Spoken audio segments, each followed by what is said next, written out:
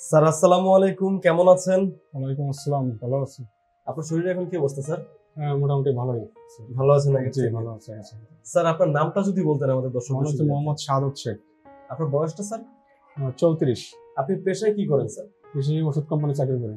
ওষুধ কোম্পানিতে চাকরি করেন? Innovate health. আচ্ছা আচ্ছা। স্যার আপনার মূলত কি সমস্যা, কত বছর ধরে? আমার আচ্ছা পিএলআইডির সমস্যা, প্রায় 1-2 বছর ব্যথাটা বেশি, যার জন্য আসা আর কি এখানে। আমি মেবি আপনাকে প্রথম দিন দেখেছিলাম, আপনি হচ্ছে যে যেদিন আমাদের এখানে আসছিলেন আপনি লিফটের মধ্যে বইসা ছিলেন, নিচে বললেন যে আমি দাঁড়াইতে পারি না। জি জি জি। এখন কি অবস্থা আপনার? এখন মাশাআল্লাহ আমি একটু দাঁড়াতে পারছি, মোটামুটি হাঁটা চলা করতে পারছি। আচ্ছা, সুস্থ আছি আল্লাহর স্যার রহমতে। আপনি এই সমস্যাটা নিয়ে কতদিন ধরে ভুগতেছেন? আমি প্রায় 2 বছর। 2 বছর ধরে। এই সমস্যাটাতে আপনার স্বাভাবিক জীবনে কি কি প্রবলেম হতো? কোমর ব্যথা করতো বেশি। এই 1 বছর হয়েছিল আপনার হাঁটাচলা করতে করতে রগে টান করতো, আর ছিল আপনার বেশিক্ষণ দাঁড়ায় থাকতে পারতাম না। আচ্ছা আচ্ছা, মানে কোমর ব্যথাটা কেমন ছিল যদি একটু ডিটেইলসে বলতেন? তীব্র ব্যথা, আর পা ঝিনঝিন করতো, পা ঝিনঝিন করতো, ব্যথা করতো আর কি। আনুমানিক কতক্ষণ দাঁড়ায় থাকতে পারতেন তখন? 2-1 মিনিট, 4-5 মিনিট এরকম। এর বেশি দাঁড়ায় থাকতে পারতেন না? আপনি তো যেহেতু মার্কেটিং এ আছেন বা Marketing। ফিল্ড ধরতে গেলে আপনার ওয়ার্কটা ফিল্ড ওয়ার্ক। মার্কেটিং এ আপনাকে ছিলাম, অনেক- এরপর কম্পিউটারে কাজ করে বসেতে চেয়ারে বসলেও বেশিক্ষণ বসতে পারতাম না। ওই হাঁটাচলা করতাম, মাঝে বসতাম আধা ঘন্টা, আবার এইভাবে করতাম। মানে টোটালি আপনার চাকরি জীবনটা টোটালি হ্যাম্পার হয়ে যেত। হ্যাম্পার হয়ে যেত। আচ্ছা আচ্ছা স্যার, এই রোগের জন্য এই পর্যন্ত কতজন ডক্টর দেখিয়েছিলেন?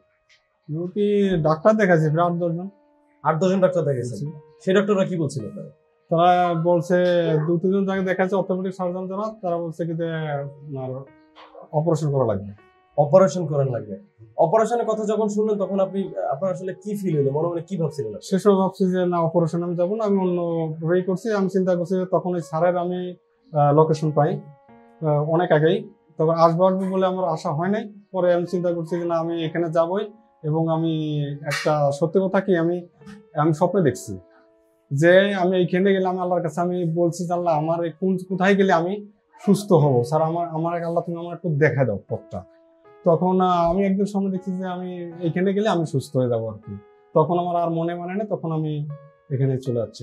দিদি এখানে চলে আসছেন, মানে স্বপ্নের মধ্যে আপনি দেখতে পাচ্ছেন যে আপনি এখানে আসলে সুস্থ হয়ে আমি যাবেন। সুস্থ হয়ে যাবো, বা আপনি হয়তো ভাবতেন যে আমি মনে মনে এটা নিয়ে ভাবতেন যে আমি মনে হয় এখানে গেলে সুস্থ হয়ে যাবে, এই জন্য রাত্রেবেলা আপনি এটা স্বপ্নেও দেখছেন।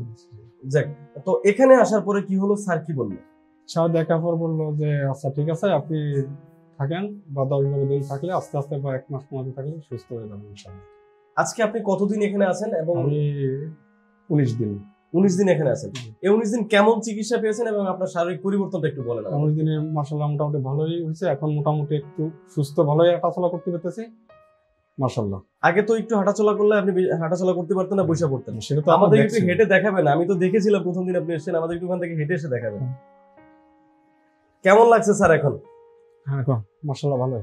আগে কি এতটুকু হাঁটতে পারতেন? না, এতটুকু করতে পারতাম না। আমি এতটুকু দাঁড়াই থাকতে পারতাম না যতক্ষণ দাঁড়ায় আছি। আচ্ছা আচ্ছা আচ্ছা আচ্ছা, যাক, অনেকক্ষণ ধরে কথা বলেন, প্রায় 3-4 মিনিটের মতো আপনি দাঁড়ায় আছেন। না, এত সময় দাঁড়ায় থাকতে পারতাম না। আচ্ছা আচ্ছা স্যার, কেমন লাগছে এখানে চিকিৎসা নিয়ে? আপনি যে সুস্থ হয়েছেন, কেমন লাগছে আপনার কাছে? আমার কাছে ভালো লাগছে খুব। ফিউচার তার সুস্থ হোক, আরো মানুষ এখানে আসুক, আশা করি ওটাই বেটার।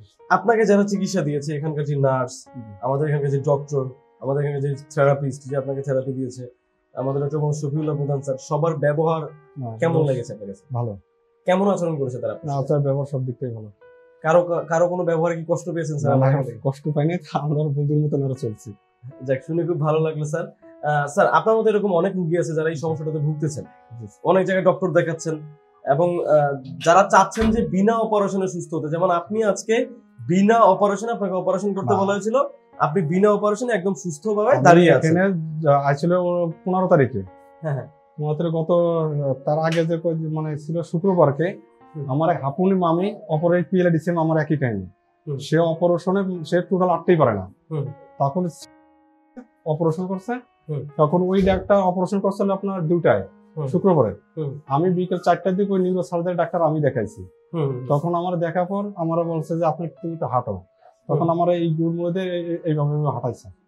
কিভাবে এইভাবে হাঁটাইছে, বা আমাকে এইভাবে হাঁটাইছে দিয়ে তখন দেখার পর বলতেছে যে তোমার এত শীঘ্র অপারেশন লাগবে না, তুমি ওষুধ খাও, দেখো। পরের পর আমি একদিন পর আমি স্যারের ফোন দেই যে স্যার, আমি তো স্যার যেহেতু বলছেন যে অপারেশন লাগবে না, তো স্যার আমি তাহলে কি করব, ফিজিওথেরাপিতে ভর্তি হই।